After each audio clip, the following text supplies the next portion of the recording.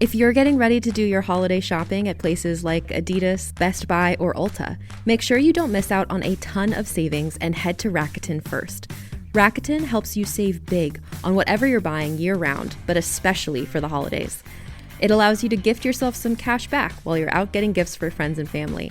Save on festive home decor, party outfits, and that annual holiday trip. With Rakuten, you can earn cash back on top of the biggest sales of the season, so you get the most savings. And it's easy to use. Just start your shopping at Rakuten.com or use the Rakuten app.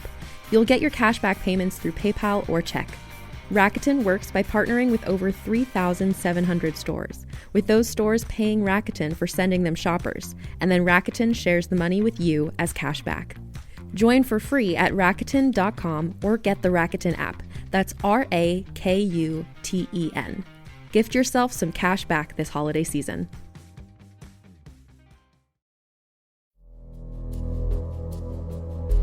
If you enjoy guessing what comes next in a mystery, or ever find yourself wanting to become a part of your favorite stories, then you will love unraveling the family mystery in June's Journey.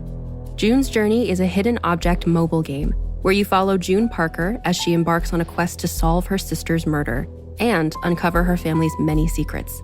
The game is set in the Roaring 20s, so besides feeling like I've got an escape room in the palm of my hands with all of these clues and secret hiding places, I also just love getting to see the luxury and glamour, and you can build and customize your island estate as you play. Whether this is your first case or you're a seasoned Sherlock, June's Journey will keep you searching for hidden objects in every scene, and with new chapters added weekly, you'll never run out of clues to chase and suspects to interrogate. June needs your help, detective, so download June's Journey for free today on iOS or Android, or play on PC through Facebook Games.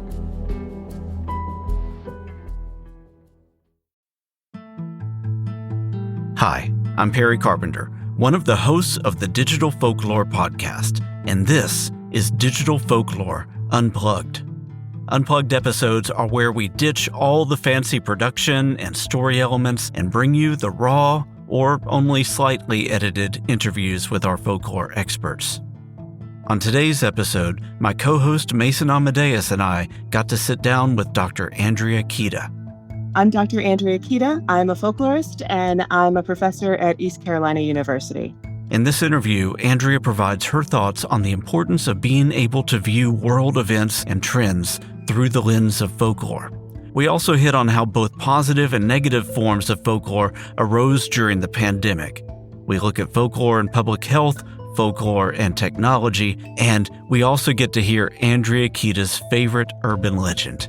It's a fun and creepy twist on a classic.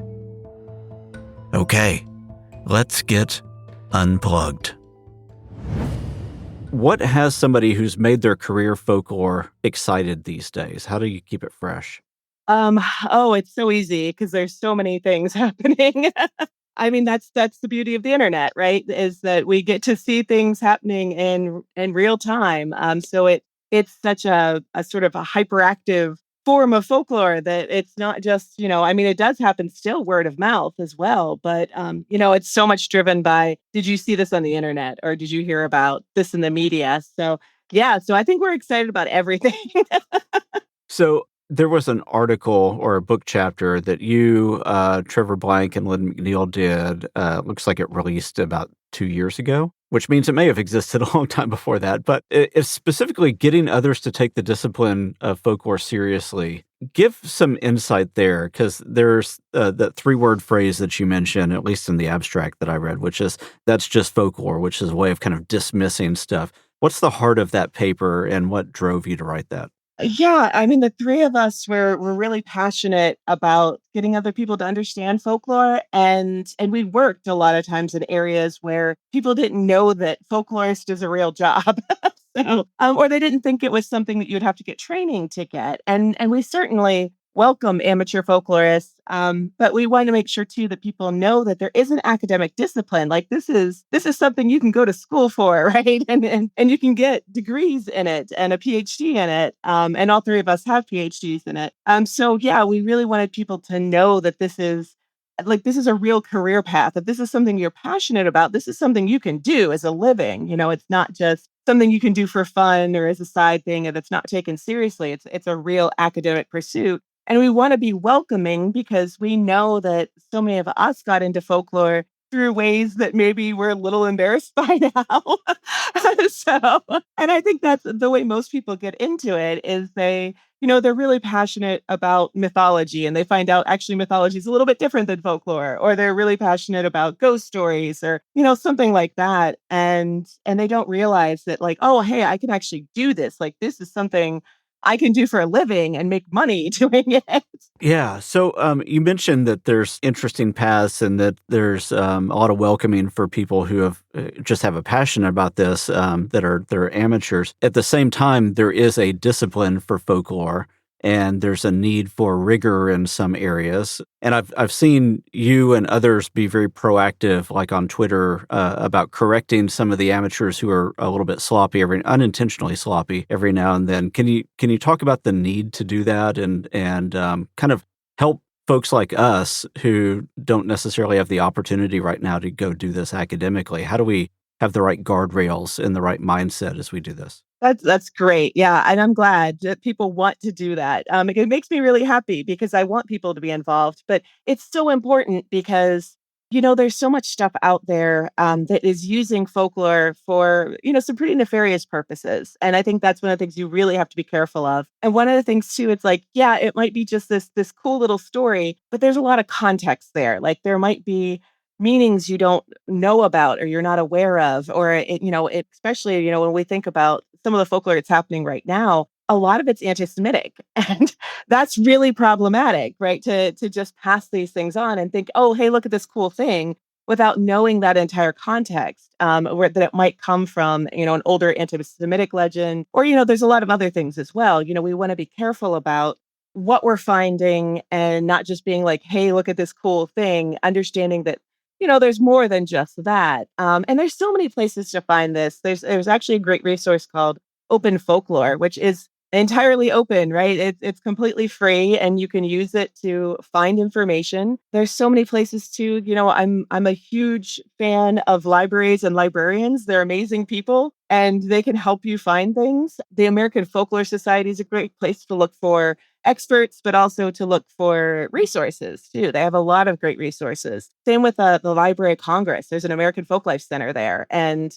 they have some really great resources too. So there's so many things out there that are free that you can use. And so many of the journals and, folklore is really dedicated to trying to get things back to the folks. So we've been really proactive about making sure our stuff is accessible. And a lot of our books, even after so many years, are free. My book on contagion and contamination, I spoke to my publishers, who are amazing. And they said, I said, hey, can we release something? Because a lot of it was about the pandemic. Can we release a chapter? And they were like, let's release the whole book for free. And I was like, okay, yeah, like I'm in. All right. So yeah, it was kind of, it got released for free, not even 6 months after it was published. So that was, really readily accessible. And they were very open to doing that. So it's been so great to work with so many people that are really dedicated to having this content be free and not behind paywalls. And there's a lot of times too, if you email a folklorist and be like, hey, can I have your article? They will send it to you. So Please read my article. Yeah. yeah, they're excited, right? What then is like if you were to give a pitch for people who are in a position to make a pivot or they're early in their decision for like what their career could be and they're in the college age or maybe a midlife age where they can make a pivot, what's the pitch for doing this academically? I think there's so many things you can do with it. I have friends that are, some of them are academics, some of them are public folklorists. So they go out and work with the public. They create content. They run folk festivals. They work in museums. There's so many things you can do with this. And that's part of what attracted me to it. I knew early on I wanted to be a professor, but I wanted to be able to do, we call it applied folklore. So I want my stuff to actually be used. So I want it to get out there. And, I hope that I know there are a few medical professionals that read some of my stuff on contagion and contamination. So I know that makes me so happy to know my stuff's being used. So there's so many different things you can do with it. And that's happened to me. I've even as an academic, I have given lectures every place from a grand rounds at a university hospital to doing like just, fun events where I've gotten up and been like, hey, I'm a folklorist and you're a bunch of people that like the supernatural. And I'm going to talk to you for an hour. and that's some of my favorite stuff. One of my favorites, I did a lecture in London and it was for this big supernatural event and it was open to the public. And afterwards, like, it was so funny because right before I went on, I was talking about Slender Man. All of these kids showed up and I was like, there's like all these teenagers here. And they like straight up thought I was a celebrity. And it was like the best day of my life. Nice. And they actually like they wanted my signature. I've never been asked for my signature before. It was so great, but it was all like teenagers. And I couldn't believe it that they had come to this like, this open to the public but academic event just to hear about Slender Man. And I thought, this is amazing. Like, that's why I do this. Yeah. So, I mean, speaking of Slender Man, and our show mainly trying to focus on the digital and the internet culture aspects of folklore, I think Trevor Blank's book about folklore and the internet was like a 2011 publication.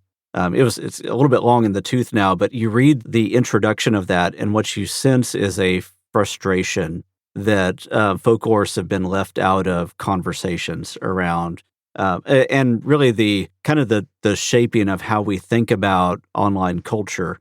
Do you think that that's been rectified over the past 12 or so years? I hope so. I think there are more people aware of it now, although there can always be more, right? So I still run into too many people that don't know what a folklorist is. But yeah, there's so much that we have to offer that conversation. And I'm so grateful that Trevor actually really got started. Like, he started that conversation. So that's amazing and wonderful. And there was that very brief period where some academics, especially some folklorists, didn't want to think of the internet as having folklore. But those of us who were actually on it and saw what was happening was like, this is absolutely folklore. So, once our discipline kind of was like, yeah, this is it. Like, we get it now and we're all in. I think that really was so important to get everybody on board. And now, of course, all folklorists really agree that there's folklore on the internet. So, yeah, I wish there's a little bit more people that knew about that, about the, what folklore can contribute to that. But I've done some amazing fun stuff with not just Slender Man. One year at my conference, I gave like one of the keynotes. So it was a very serious talk on reflexivity and COVID and medical folklore. And then I also gave a talk on Jorts the cat. That's amazing. That's why I love my discipline so much. And they were both taken completely seriously. We had a whole panel on Jorts, like just an entire panel. And I was like, this is amazing. I love this. And I love that I can do both at the same conference. And people are like, I went to both and they were both great. So cool. That rules. Yeah, let's take a turn and talk a little bit about the kind of the way that folklore manifests online. And what you talked about there was both serious and at least from the observation point of view, what might be frivolous expressions of culture online. You've done a lot of work around the mimetic nature of transmission of information, and I think both how that can be a very positive thing and then also a very scary thing. Can you talk a little bit about your work in the public health space and how folklore can shape public policy? Yeah, absolutely. There's so much that can happen. Folklore has so much to offer public health and vice versa. I think we can really work together really well. And I think one of the big things that folklorists really understand is community. And we understand transmission and how communities interact with each other. And that's, to me, one of the things I would love to be able to see more in public health. And I think they try, but it's hard. You can't come up with like one universal message that's going to really, kind of stick with everybody. So doing that community-based work, I think, is so important. And that's hard to do, right? And that's why, of course, when you hear like the CDC put out something, they're making a general blanket statement and hoping at the local level, like more local places will be able to do something with it. But I think that really that focus on the local and trying to figure out, okay, how do we explain to this particular community what's happening? How do we address their fears and their needs and figure out what that is? Because it's different for different people. And I definitely saw that in the pandemic. So many things. And there's always those moments too, you're like, oh no, I was wrong about that. So you have to be like, okay, I'm going to be flexible on this. And that's just it. Like, to me, that's great. That's learning, right? Okay, I tried that theory and it didn't work.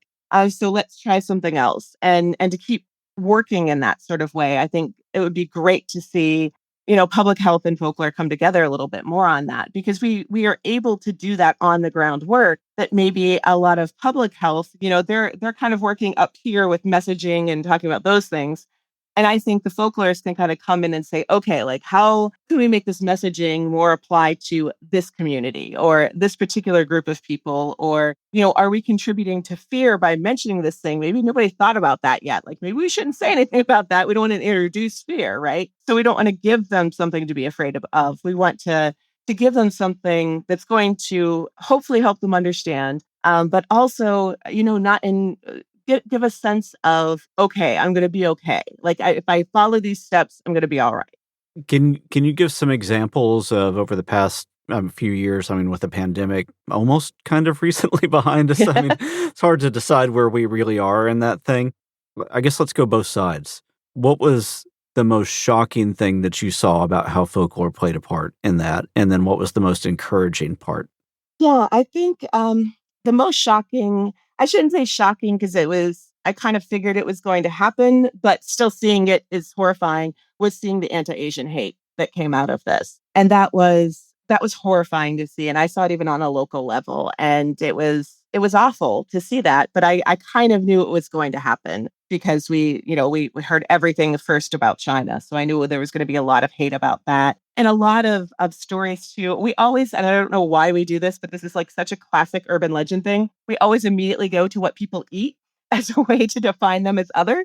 So it was like we went right to bat soup, right? And then it was just, and that I think it both horrified and amused me at the same time, because the picture of the bat soup still makes me laugh every time I see it. It's just like a little bat, like hung on the side of like a bowl of wonton soup.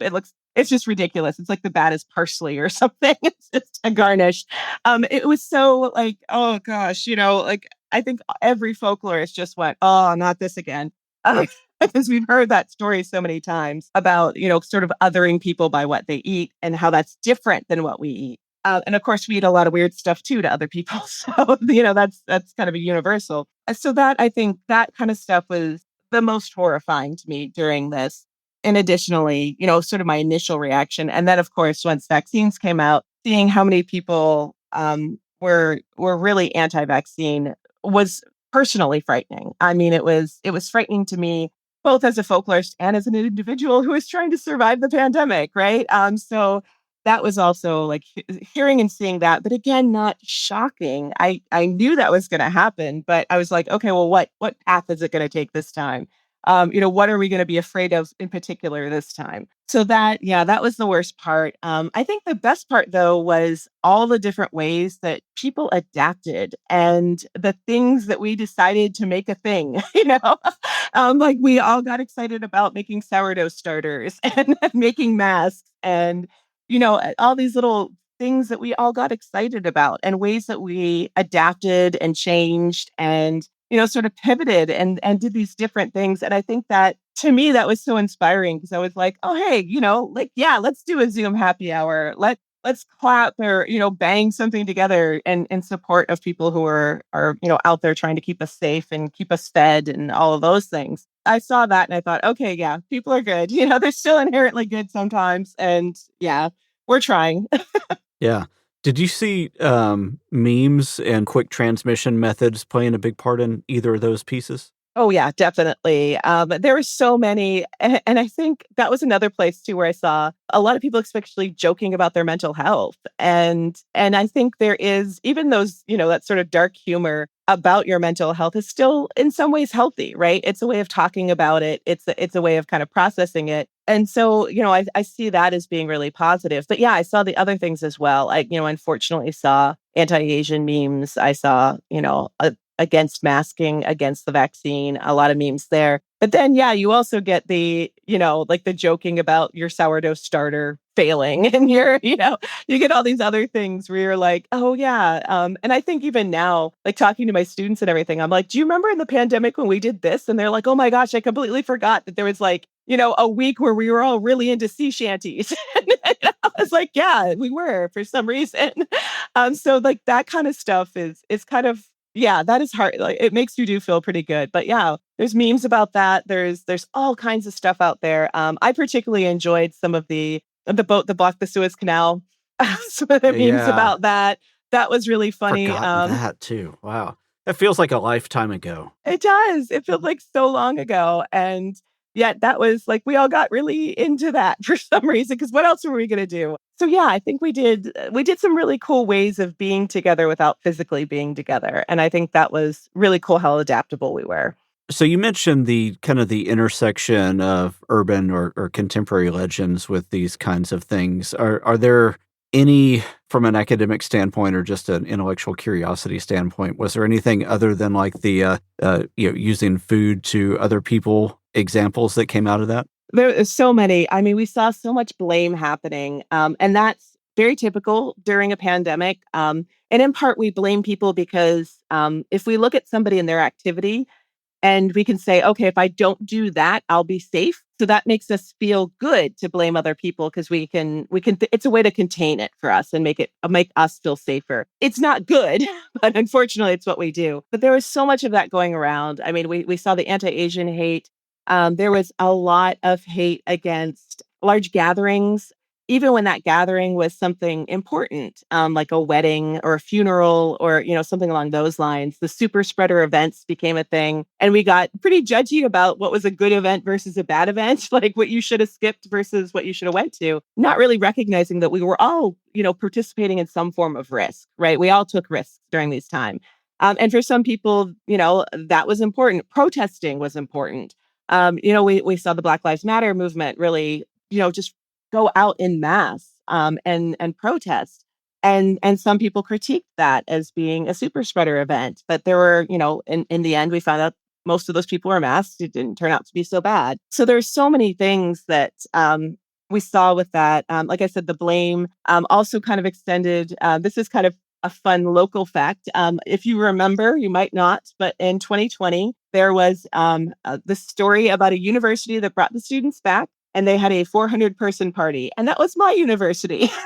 So, yeah, our student, but of course, they were doing what students do, right? If you take a bunch of teenagers and don't let them see their friends for months and then put them together, of course, they're going to have a party. And we've all been to that party that got out of hand, right? That started off, it was only going to be a couple people and somebody called somebody else. And next thing you know, the party's out of hand. And that's exactly what happened. And there was all this blame on the students instead of the administration for bringing them back or for, there's so many other things that we could have blamed in that situation other than the students, but they were the scapegoat kind of in that. Should they have had a party? Absolutely not. Should we have brought them back to campus? Probably not. That was a little too soon, I think. Yeah, human nature kind of takes control in those situations, Yeah. and communities want to do what communities do, which is Exactly. get together, right? Yeah. Exactly. Especially, and we're talking about people whose brains are not fully formed yet. And that's just what they're going to do. So, it wasn't a huge surprise when it happened. So, we saw that kind of stuff. We saw a lot of folklore about the origins of the pandemic and how it started. We're still hearing about that, the lab leak theory, all of that kind of stuff. So that gets into conspiracy theory too, which is always fun. Well, it used to be fun. I don't feel like it's as much fun as it used to be. Back when, we just thought there's no, they didn't land on the moon. That was, More of our interview with Dr. Andrea Kitta after this. As a podcast network, our first priority has always been audio and the stories we're able to share with you. But we also sell merch, and organizing that was made both possible and easy with Shopify. Shopify is the global commerce platform that helps you sell and grow at every stage of your business, from the launch your online shop stage all the way to the did we just hit 1 million orders stage. Whether you're selling scented soap or offering outdoor outfits, Shopify helps you sell everywhere. They have an all-in-one e-commerce platform and in-person POS system, so wherever and whatever you're selling, Shopify's got you covered. With the internet's best converting checkout, 36% better on average compared to other leading commerce platforms, Shopify helps you turn browsers into buyers. Shopify has allowed us to share something tangible with the podcast community we've built here, selling our beanies, sweatshirts, and mugs to fans of our shows without taking up too much time from all the other work we do to bring you even more great content. And it's not just us. Shopify powers 10% of all e-commerce in the US. Shopify is also the global force behind Allbirds, Rothy's, and Brooklinen, and millions of other entrepreneurs of every size across 175 countries. Because businesses that grow, grow with Shopify. Sign up for a $1 per month trial period at shopify.com/realm, all lowercase. Go to shopify.com/REALM now to grow your business, no matter what stage you're in. Shopify.com/realm.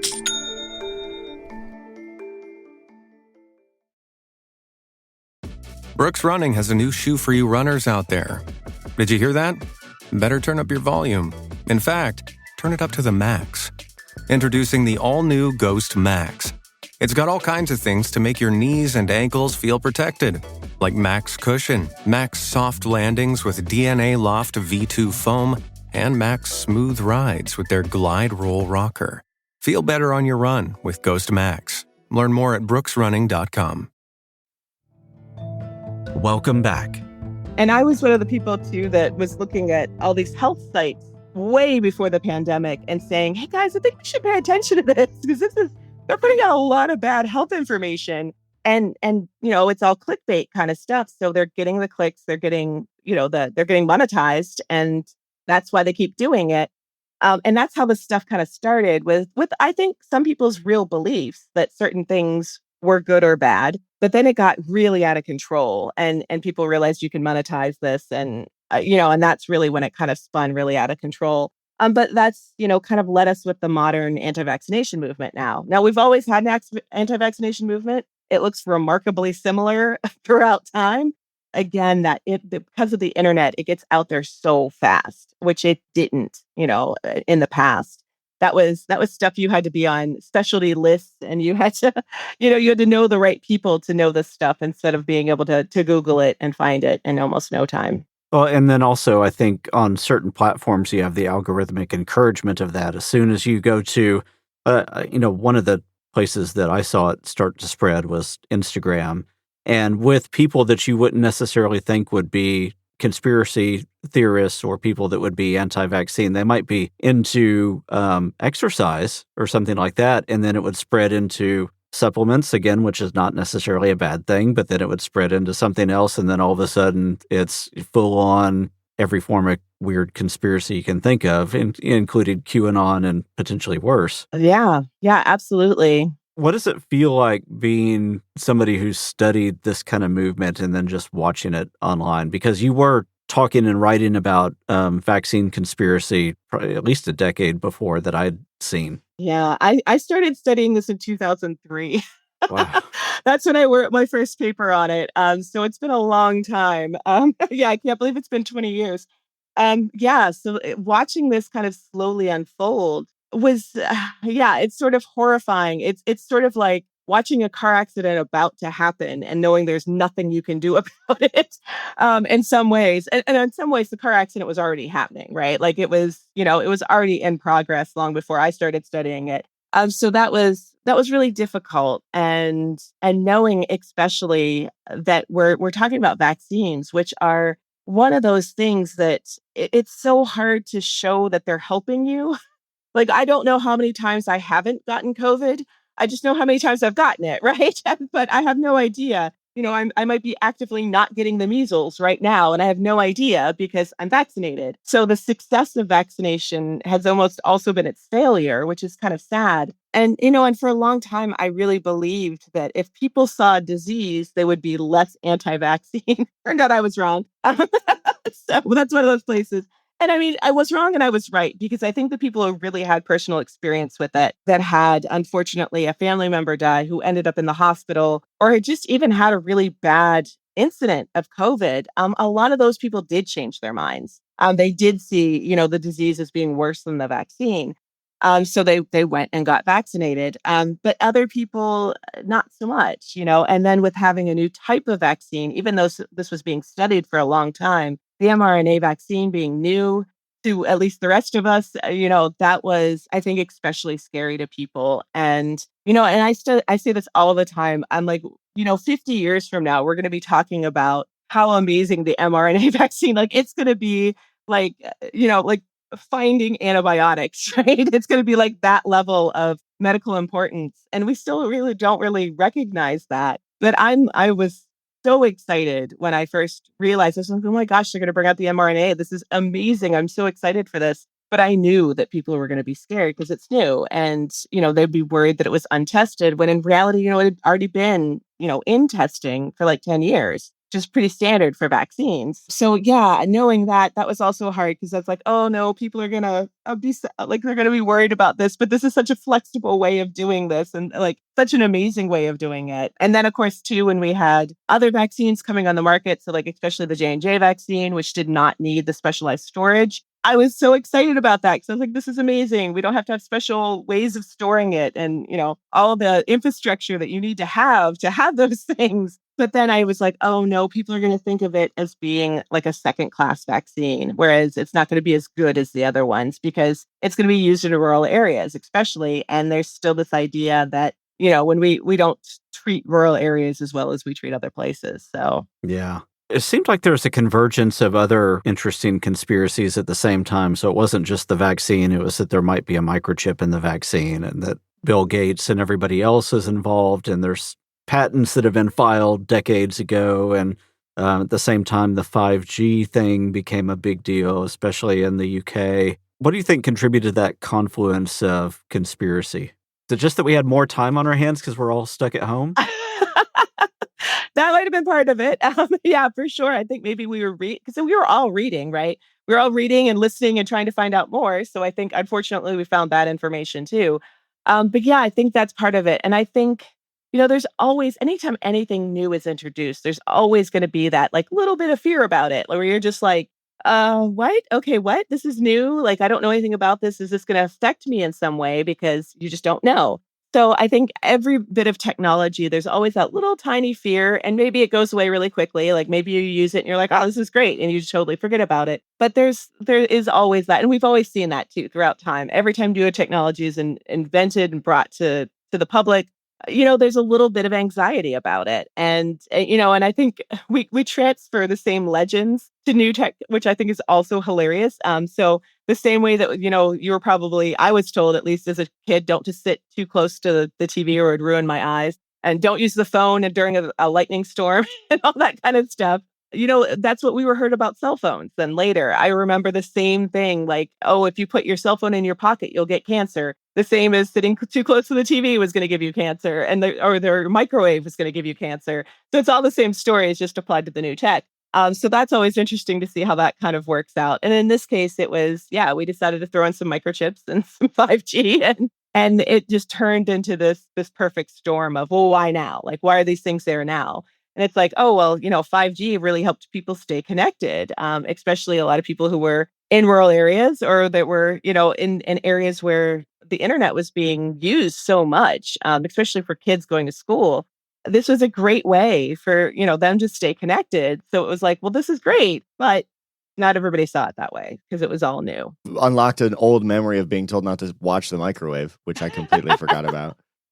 Right? all of those. Don't stand too close to the microwave. Don't sit too close to the TV. Don't put your cell phone in your lap.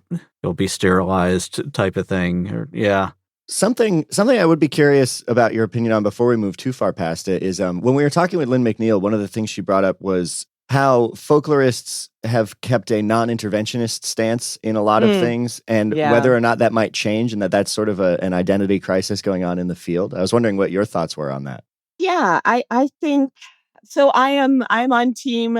Let's go out there and support people and, join in on these things. Because I think regardless of when we study something, we affect it, right? Just our presence there is going to affect it. So we've always been that way. And I think folklorists have been involved. We've been involved in labor movements in the 60s and 70s. We've been involved in civil rights. We've been involved in this stuff all along. It was just we weren't supposed to talk about it, right? But we were all doing it. So I think like folklore has been really progressive in that way, and that it supported these people as it also studied them in some ways.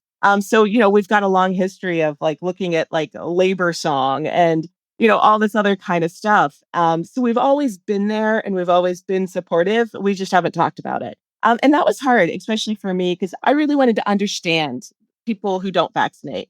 So I didn't want to alienate them in any sort of way. And I kind of felt like I could do that, right? Like I could do that by accident, just by saying that I was pro-vaccine. And I've always been pro-vaccine. So I just kind of like didn't say much. I just, I listened and I did the things I was taught to do, right? But the fact is, I always had a stance, right? I just maybe didn't talk about it. And then I also realized because of that, everyone hated me. Oh, So, no. absolutely. It was so funny because, a lot of pro-vaccine people thought I was giving these people too much of a voice. I wasn't giving them, by via trying to understand them, that I was validating them, which was not my goal. And then the people who were anti-vaccine were like, well, why aren't you saying the vaccines aren't safe? And I'm like, that's not what I believe. So I kind of got hated by everybody, which involved a lot of bad things on Twitter. But so I kind of realized even before the pandemic, I was like, I need to take a stance on this. So I started doing it with my flu shot. I started taking pictures of myself getting my flu shot and saying, here it is. Here I am, somebody that's, that does this work and is getting vaccinated. And it was funny because I got threatened. I was told by someone that I was just getting injected with saline and I was faking the whole photo and all this stuff. And I was like, oh God, I cannot win. So yeah, that's kind of when I realized there was really no way to win. But it was funny too, because a lot of times I think in that place, being a folklorist actually worked in my favor, because especially when I wanted to talk to medical professionals, because they were like, oh yeah, that's why you're studying it, because you're a folklorist and you study things that aren't true. And I was like, well, that's not 100% it.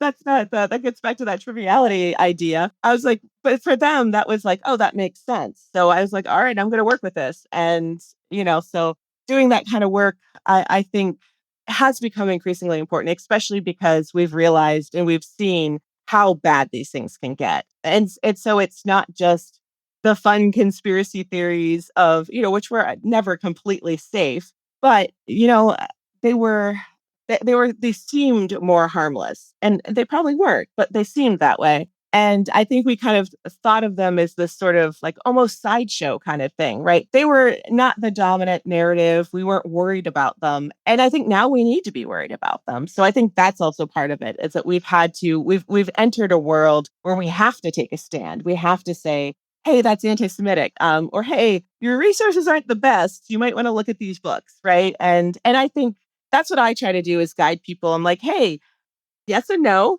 Here's a great resource. Like, try this out, So I try to be positive, but because if you're negative, especially in a place like, an online forum or Twitter or any place like that, people aren't going to respond well. But if you respond with positivity, people sometimes listen, right? And they don't always, but sometimes it makes a difference. So I'm interested in, over the past several years, have you had any observations over the way that different folk groups work, or coalesce on different platforms, and what the output of that is? Just for Twitter versus Reddit versus 4chan versus Facebook. Yeah, that's an interesting question. There's definitely some differences in how people interact and what happens. I look a lot at comment sections on news articles, which a lot of times now are being shut off. So I was like, oh, probably best for society, but terrible for my research. Those are some of the most Wild West comment sections. They are, the stuff I have seen on there, I'm like, what is even happening right now? But yeah, they get pretty wild. So yeah, that was definitely a place where I think the Wild West is a great metaphor for that. But yeah, what happens on Twitter, how people feel anonymous in these spaces when they're really not, I think is really interesting. And I've actually a little part of me has kind of a little bit enjoyed when people get called out for saying and doing things they shouldn't be doing, especially on I was, pretty active on Twitter for a while. And yeah, that was one of those places where, especially I got so many death threats, and I knew I was getting like a tenth of what like other people were getting. I was, I'm still like, not like I'm one of the main people that get called, I'm still like, people are still discovering folklore. So I'm not first on the list.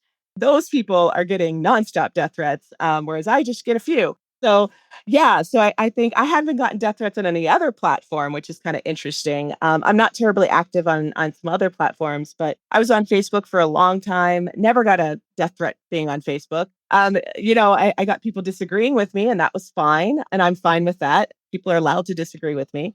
But yeah, I really saw that some places could become really toxic places really quickly.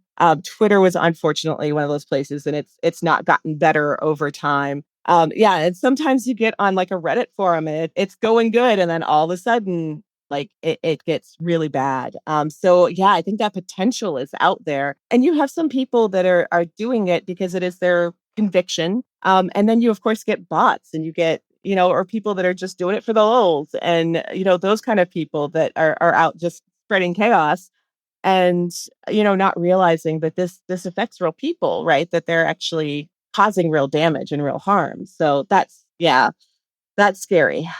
Do you think there's a link to like I guess the health of the culture, or like the positivity of the culture on a platform that is sort of shaped by that platform's actual user interaction in terms of like how easy it is to make accounts, the kinds of content you create, the affordances the platform has for remixing and reusing content, things like that? Yeah, I think so. I think certain platforms do lend themselves more to being able to make a really easy fake account, right? And if you can make a really easy fake account, you're going to get a lot of people that are using those for not good reasons. So I think, if you can have some way of backing this up, making sure it's a real person, some way of verification other than just like an email or something like that, I think you can have a better discussion. I think people will have real world consequences, right? A platform that makes you use your real name, right? It would definitely be, I think, a totally different place. So yeah, I think there are things that platforms can do to make these things better. Are they doing them? Not necessarily, because some people don't like that. But yeah, there are ways that I think platforms can certainly do a better job at these things. But I also think they're an interesting insight still into culture. Even when they're bad, they're still an interesting insight. And this is one of the things I've actually said about bots is I think, even if it's a bot, it's still programmed by a human, right? And that human still knows folklore. So they're still, and yeah, some of them are just throwing some stuff at a wall and seeing what sticks, but they still know what to throw at the wall, right? Like, so there's still that human element even in a bot. Now, what the bot does after it's been programmed sometimes is chaos and disorder. But yeah, there are different ways to look at these things and see, okay, well, what is the culture afraid of? I think is the best, clearest thing we can get out of all of this is finding out, okay, this is what people are worried about. And in a public health situation, that's a great thing to know, right? That's super useful. But in other situations, oh gosh, the hate that comes out is sometimes really bad.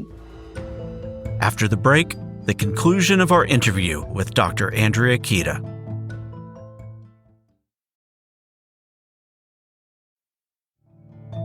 Welcome back. I'm really interested in, as somebody that's a professional folklorist, like, what is your favorite contemporary legend? Oh, that's a good question. I like a lot of the ghost stories. So maybe talk about one of those and then talk about what makes that significant, either to you or to like what's the cultural mirror that's trying to bring out. One of the ones I really like, and I do love a good ghost story. I love the vanishing hitchhiker legend. So that's the picking up the hitchhiker, finding out they died 10 years ago on that night. I love that one. And I think the part I love it is for a super nerdy reason. It's one of the ones that we can trace back. And we have versions of it, not only on horseback, but on people walking next to each other. And they are walking. And a lot of times, like in the older version, it's like they're walking past a graveyard and this thing happens. My favorite version, though, is a horseback one. It starts off with this guy sees a woman outside of a cemetery. She looks desperate for attention. He is on horseback. And she says, well, I need to get to this town. And he's like, well, that's where I'm headed. So he picks her up and puts her on in front of him on the horse. And he assumes she falls asleep because she kind of becomes heavy. And then as he rides through the night, when the sun rises, he realizes that she's a corpse. Oh, it's so good, right? Oh. It's so creepy. That's a variation of that I haven't heard. Ugh. Yeah. I like that. It's a great variation. I love that one. Because it's just so creepy. All the other versions, she just disappears, right? But this one, she's she's alive, but then her corpse is like there. Yeah. Yeah. I love, that's, you see, I can make anything dark. there's always some kind of undercurrent of why this thing emerged. Why do you think that one emerged the way that it did?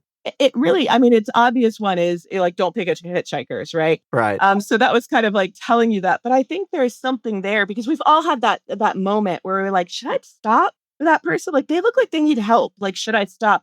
And that tension, I think we feel not only driving and seeing a hitchhiker, but we feel that tension even when we see, someone start choking or something. Like, you're like, am I supposed to do something? Right. So it speaks to that tension of, is this the moment where I step in? And you never really know because there's always that part of you that's like, maybe somebody else knows better, like is better at CPR than I am, and they should be here. Maybe there's a doctor here, right? So you always have that moment where you're like, am I supposed to do this? Is this safe too, right? And there's that issue of safety, especially stopping for somebody. But I think it also reflects in other ways that we help people. It's like, is this the right thing to do, or am I going to put myself in danger by doing this? So I think it speaks to that tension of like not knowing what to do in that particular situation.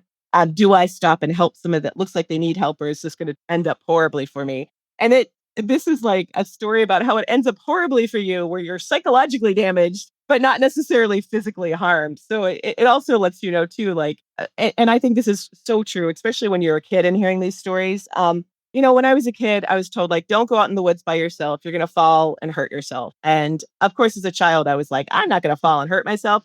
But if you told me if there was like a witch out there or something, I'd have been like, oh, don't go in the woods, right? That seems so much more real when you're a kid. And I think that's part of why that story is told, is it's not just like, you're going to get murdered. It's you're going to meet a ghost and this terror, like you're going to be scared and all these terrible things are going to happen. So it's like, even though it's like the least likely scenario, it's the one that sticks, right? It's the one that you're like, oh, I'm not going to forget that. I love that. I've not heard that horse one with the actual corpse. That is, Yeah, I also have a really good one I actually collected years ago from somebody who thought they had picked up an angel and had told this really interesting, like the angel had asked them what they had been worried about, and they had talked about them with it, and they actually felt better afterwards. And like right after they were like, okay, I'm getting out here. And they went back to look for them and there was nobody there. So it's another good one too. They also had a backpack. So it's like a physical item too that they threw in the back of the truck and picked back up. So it was like there was this physicality to the legend too, that it wasn't just your imagination, this thing really happened. Great story. Something I'm interested in, and we talked briefly about it with Lynn too, was AI and folklore that's emerging around AI. Because like Loeb was, I think, one of the most prominent examples we've seen of that. But there's obviously a lot of societal anxiety around artificial intelligence. And I think that might be something we end up touching on in season 2, right, Perry? Yeah, I think so. We have a lot of things around those types of topics that we're tentatively wanting to explore if we can find a good treatment for it. So is that something that has piqued your interest or come on your radar at all? Yeah, AI has been really interesting, especially as a professor, because of course that's the big thing we're worried about, right? So, the students writing their papers that way. And, I always, every time anybody starts being like, the internet's terrible, I'm always like, whenever they think about it in those terms, where people say AI is terrible, I'm always like, AI is a tool, right? Mm-hmm. We can use it for good or bad. It's us that is good or bad, right? Yeah. Not the thing itself. Yeah. AI is neutral. People are terrible. Yeah. People are terrible. So what we put into AI, it reflects us, right? So yeah, as a professor, it's something we've always thought about. So I always try to think, okay, what's the opposite side of this? And it's a good way to start writing. For a lot of people, especially who have anxiety about writing, it gives them a paragraph to start with and to edit and to do something with. And it takes out that anxiety. And I thought, oh my gosh, that's a great way to use it in the classroom. Also, I've used it to be like, look how wrong it is. Like I was like, write a bio for me. And it like listed all these books I did not write and like all this other stuff. And I was like, yeah, see guys, like I didn't write that. That's not me. That's not where I was born. This is, this is just wrong. Like try it for yourself, see if you get anything. And they're like, oh my God, this is so wrong. And I'm like, yes. So this is what, this teaches you that this is not always the best thing. So if you choose to use it, you have to realize and you have to look this stuff up. It might be easier to just write your paper. So that, and also I think you can design assignments around this kind of stuff. I have people interview people. So it's like, well, guess what? You're doing it on camera now. So like, there you go. That's what we're going to do.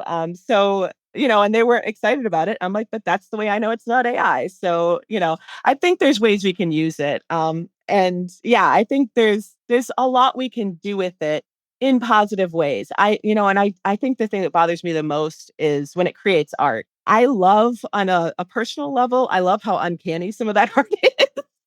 Because some of it is just like, oh wow, that is messed up. Why does that thing have that many fingers? Like that kind of stuff. But for me, I worry about that for artists because I know artists already have trouble making a living. I want to support them in that way. So like that kind of stuff, especially when they feed an artist's art into AI, I'm like, well, that's pretty unethical. So that kind of stuff. Again, though, that's all people, right? That's not the thing. So yeah, I think it can be used for good and for evil, right? So yeah, I think we need to be conscious about it, and we need to think about ways. Like as a professor, I just need to think about, okay, well, how can I use this? How can I show people these are its strengths and weaknesses? This is what it does. So yeah, maybe it's useful in some ways, but it's not going to be useful in others, right? But if you need help getting started or, something like that, you can use it, but you have to double check everything, right? And it's going to get better over time, but you're still going to have to double check things. Like you can't just put out something. Like, can you imagine a journalist just writing something in AI and submitting it? It would not work, at least in some places.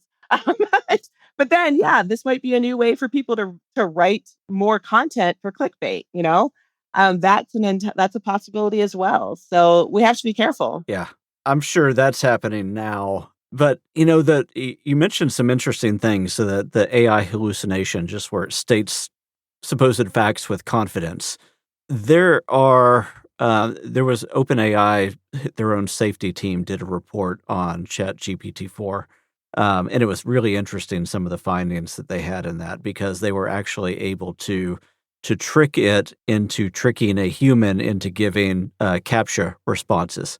So they basically took some of the parameters off and then said, your objective is to do X. And some of that was like behind a paywall. And they gave it access to funds, and it contacted somebody on one of these, it's like a Fiverr site, and said, I need you to do X for me because I'm visually impaired. So can you bypass this CAPTCHA? And then it got the resources that it wanted. And so their own safety team is saying we need to find boundaries for these things. At the same time, anytime you put a boundary up, all you have to do is craft your prompt a little bit differently. The interesting thing, I think, from an AI art perspective, and I understand the ethical dilemmas in all of that, but I think it also unlocks an entirely new era of disinformation and misinformation. We saw how good the Pope in the puffy white jacket looked about a month ago, and before Trump's arraignment, you said that they had the AI generated pictures of Trump being arrested, and that tricked a lot of people as well. And there are those telltale uncanny valley types of things. If you zoom into the background, you can tell faces are distorted, and you can tell that there are some people with 6 fingers instead of 5, or their arms are the wrong length. But at a cursory glance, with a headline and just that picture, and the fact that most of us only look at that stuff for like 5 or 10 seconds, it's probably good enough to pass and really shape public opinion. Do you have any thoughts about that? Yeah, that kind of stuff scares me. The deep fakes, all that kind of stuff. The fact that we can manipulate video to look and make it sound like somebody said something, that is scary. And this is the stuff I worry about because nobody ever uses this for good reasons, right? Like you don't do it to make a birthday message for your friend or something like that. Most of the time, it's used in this way to trick people. And that is very concerning. And I think we're going to see more and more of that. And, it's funny. I think we're going to have to go to a point where we really do have classes on digital literacy and we start treating people from a very young age on this. And I've thought that for a long time. I'm like, you know what? We need, as someone who sees how easily it is to get tricked into these things, like, oh my gosh, it's happened to me. It's happened to all of us, right? Where we've looked at something and been like, wait a minute, what? And then we have like, hopefully we do more research, but some of us don't. And because it's not important, right? The thing at the time seems not important. So, but that just lets you keep doing it, right? You start to get used to that. And I think that's where it gets really dangerous is when you stop fact checking You stop fact checking in a lot of other places too, right? You start to just accept things, especially when they're being told by someone you trust. And actually, you mentioned Lynn McNeil. She has an article on this, and it's really great. And she talks about how people trust the people they know. So if your friend posts something, you're more likely to believe it because you trust that friend. You know that person, right? That is also problematic because we're also extending that network out, right? For folks like us who are doing podcasts and others that touch on the folklore space, any words of guidance or what would your hope as a professional academic folklorist be for the folks like us who are just kind of trying to figure it out as we go? How do we put the right parameters on that? Yeah, I think, definitely look at what you're reading, where it comes from, just like you would with anything else that we've talked about today. But I also think ask people, ask a folklorist. We're all out there on social media. The American Folklore Society is there. There's most countries have their own folklore societies. So ask those people, they're going to be willing to help. And yeah, reach out. Folklorists are always so excited to hear that people know about us. So we're still very excited to hear that people are interested in what we have to say. Thanks so much for listening, and thanks to Dr. Andrea Kitta for spending time with us. Be sure to check out the show notes for tons of links and references to and about Andrea's work. If you have any questions, feedback, or ideas for a future episode, you can reach us at hello@eighthlayermedia.com. Or if you'd like information about sponsoring an episode, a few episodes, or maybe even an entire season, hit us up. We'd love to hear from you. Digital Folklore is created and produced by Eighth Layer Media. That's all for now. Thanks for listening.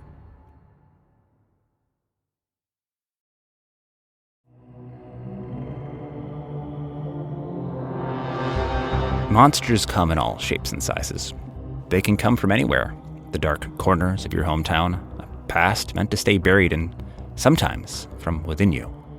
If you, like me, are intrigued by all the forms that monsters take, I think you'll enjoy Undertow. Hi, this is Fred Greenhalgh, creator and host of Undertow, a collection of horror podcasts that bring you under the surface and into the weird and the wicked.